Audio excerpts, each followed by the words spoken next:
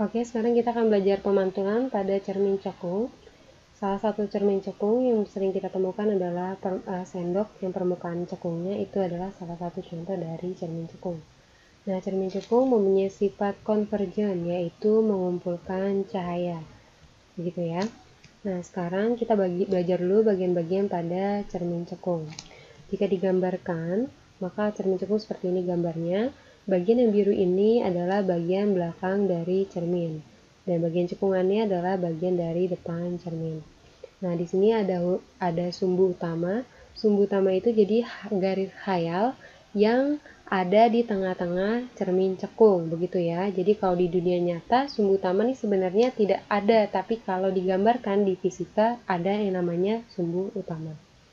Lalu ada bagian O, vertex adalah titik perpotongan antara sumbu utama dengan cermin cekung. Jadi di sini ketika sumbu utama bertemu dengan cermin cekung, itu disebut dengan titik O atau vertex.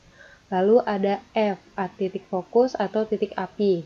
Adalah titik bertemunya sinar pantul yang datangnya sejajar dengan sumbu utama. Jadi nanti ketika ada sinar datang, yang arah datangnya sejajar dari sumbu utama. Sumbu utama ini kan yang hitam ini ya, yang panjang. Ada sinar datang, misalnya seperti ini. Nah, sinar datang ini akan pasti dipantulkan seperti ini. Akan dipantulkan ke titik fokus, begini. Begitu. Oke, lalu ada yang namanya jarak fokus atau F kecil yang ini. Jangan tertukar antara F besar dan F kecil ya. F kecil adalah jarak dari O, dari vertex ke titik api atau titik fokus. Lalu ada M. M adalah titik pusat kelengkungan cermin yang ini.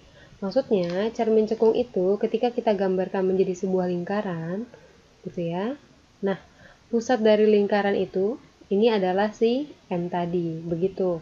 Jadi kan cermin cekung itu kalau kita buat lingkaran, pusat lingkarannya adalah si M tadi. Lalu ada R.